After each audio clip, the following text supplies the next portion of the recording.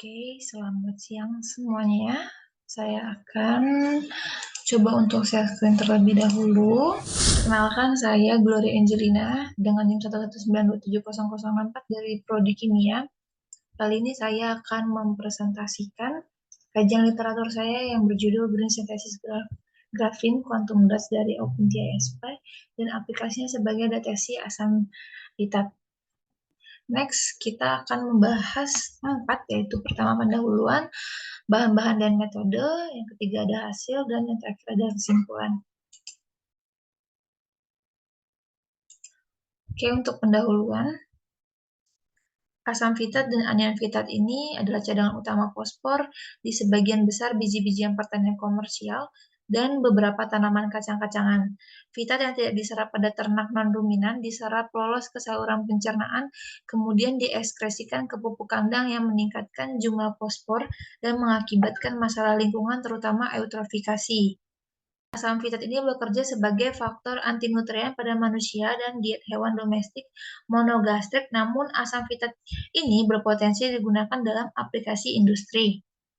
Metode yang digunakan untuk menentukan kandungan anion asam fitat dalam jaringan tanaman dan pupuk kandang secara umum itu diklasifikasi menjadi dua, yaitu yang pertama ada metode analitik spesifik dan yang kedua ada metode non-spesifik. Banyak metode beberapa dapat digunakan untuk membentuk graphene quantum dots. Upaya awal difokuskan pada penggunaan grafena sebagai bahan awal. Metode lain dianggap terlalu mahal, jadi dilakukannya green synthesis. Salah satu metode yang muncul dalam beberapa tahun terakhir yang menggunakan bahan berbasis karbon lainnya seperti batu bara sebagai bahan awal dalam sintesis yang ramah lingkungan. Selain itu, struktur nano menggunakan ekstrak tumbuhan telah dieksplorasi. Green synthesis menggunakan graphene quantum dots yang ramah lingkungan, mudah diskalakan, dan tidak beracun, diperoleh dari bahan mentah berbiaya rendah dan eliminasi bahan kimia selama sintesis. Kali ini kita akan menggunakan nopal ataupun TSP adalah tanaman asli di zona gersang Meksiko yang banyak digunakan untuk pengobatan glukosa, kolesterol, dan trigliserida. Karena komposisi kimianya, ekstrak tanaman ini memiliki potensi tinggi untuk dieksplorasi dalam sintesis graphene quantum dots. Bahan-bahan dan metode. Untuk bahan-bahannya itu ada OpenTISP, kacang pinto, OAT, etilen glikol, isopropil alkohol, natrium fosfat monobasa, asam fitat, NaOH, etanol, dan dibasa natrium fosfat. Untuk metode ada 5. Yang pertama ada ekstraksi yang dilakukan dengan kladode segar dari OpenTISP ini. Kladot ini dicuci dengan air suling untuk menghilangkan debu dan benda asing. Bahan ini akan dipotong-potong menjadi kubus berukuran sekitar 1 cm kubik. Lalu gelas beker yang berisi 400 ml etanol akan dipanaskan selama 5 menit. Lalu kladot cincang ini akan dimasukkan ke dalam gelas kimia ini dan diaduk secara magnetis pada suhu 80 derajat Celcius selama 10 menit. Sisa material akan didiamkan selama 2 jam. Terakhir akan disaring dengan corong menggunakan kain kasar. Lalu kelebihan etanol akan dihilangkan dengan bantuan instrumen multivapor.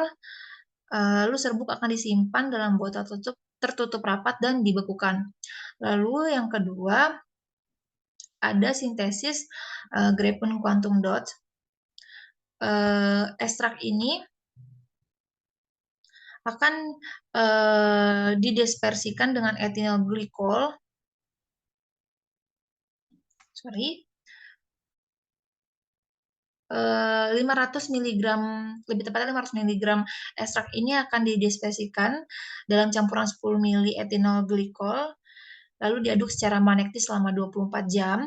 Suspensinya akan dipindahkan ke oven microwave mikro yang beroperasi pada daya 600 W selama 4 menit, kemudian produk disentrifugasi pada 3000 rpm selama 10 menit dan didialisis selama 24 jam pada pH netral menggunakan tabung dialisis. Kemudian akan dicuci dengan etanol dan aseton dan dikeringkan pada kondisi sekitar. Produk dari reaksi ini adalah dan akan didapatkan yaitu graphene quantum dots. Lalu yang ketiga ada deteksi asam fitat dan fosfat, 0,01 m larutan asam fitat, natrium fosfat monobasa dan natrium fosfat dibasa akan dilarutkan dalam 1 m natrium hidroksida. Larutan ini akan disesuaikan dengan pH 8,8. Lalu akan diencerkan. Singkatnya 200 ml suspensi graphene quantum dots akan dicampur dalam tabung Eppendorf dengan volume yang sesuai dengan larutan PA, SPDP, dan SPMB untuk mencapai konsentrasi larutan dengan variasi 100, 200, 300, 400, dan 500. Setelah mencapai volume total 1 mili, tabung didiamkan selama 30 menit, yang pada akhirnya spektrum fluoresensi masing-masing sampel akan diperoleh pada panjang gelombang eksitasi 250 nanometer dan pH 7. Lalu persiapan sampel nyata.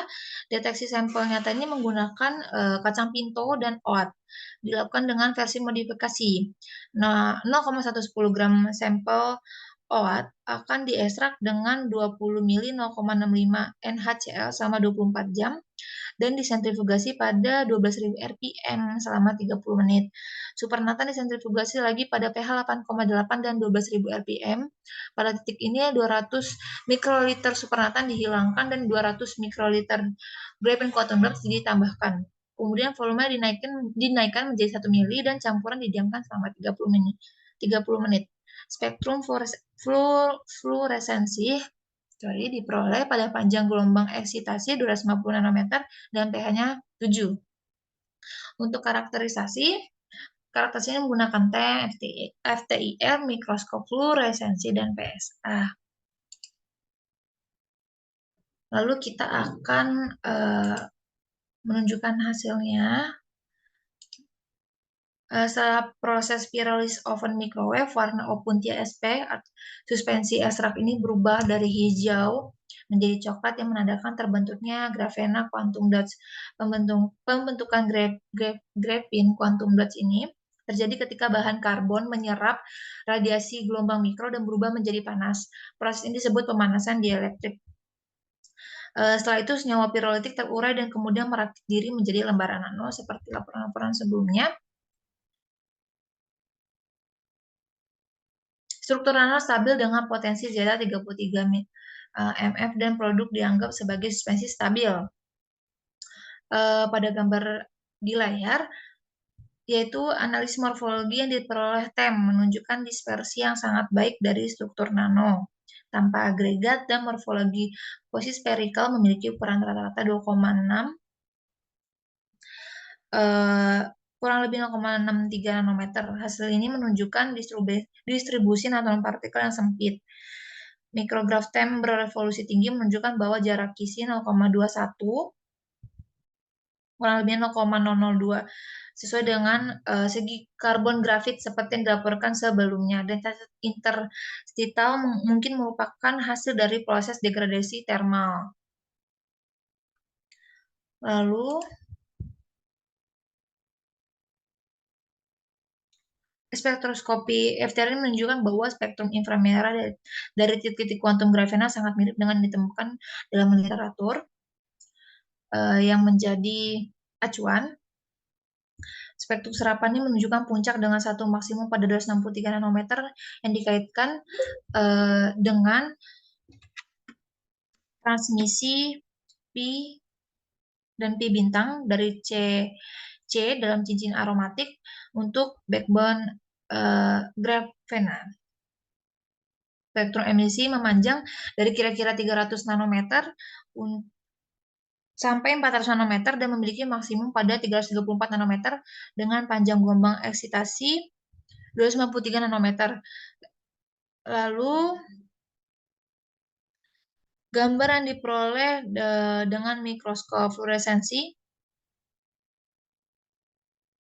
menunjukkan partikel besar yang dikaitkan dengan aglomerasi nanopartikel dan kondisi mikroskop optik normal, emisi tidak teramati.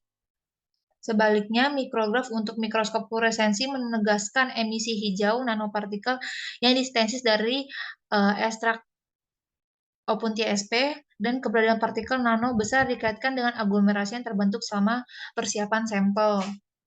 Ini untuk bahasan yang saya bahas pada gambar yang tertera di layar.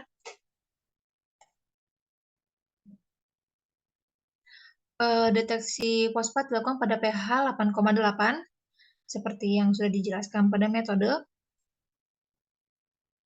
Presentasi quenching untuk asam fitat mencapai 53%, sebaliknya persentase pendinginan SPMB dan SPDB masing-masing hampir 26 dan 21%. Hasil ini dapat dikaitkan dengan jumlah yang lebih sedikit dari bentuk agregat dengan pengurangan interaksi elostatik dan lebih sedikit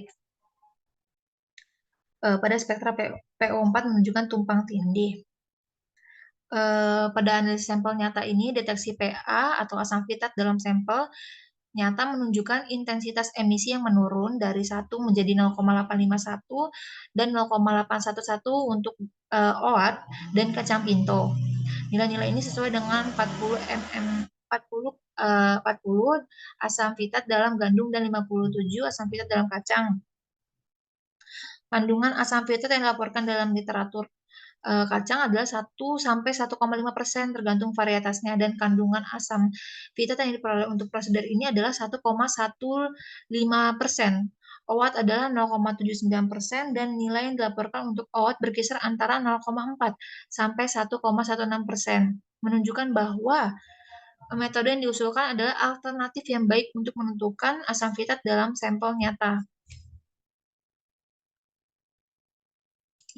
Yang terakhir yaitu kesimpulan.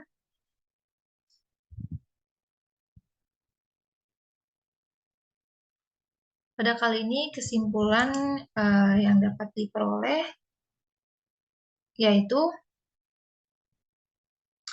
Opuntia sp adalah bahan baku yang murah, terdispersi sangat baik, dan distribusi ukuran nanostruktur yang sempit, berhasil mendeteksi fosfat dengan pendinginan fluoresensi yang diperkuat ion. Green stasis ini juga merupakan metode dengan langkah yang sedikit.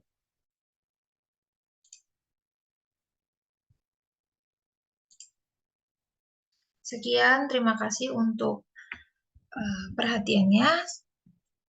Untuk kesalahan kata atau bahasa yang saya gunakan, saya mohon maaf. Terima kasih kesempatannya. Selamat siang.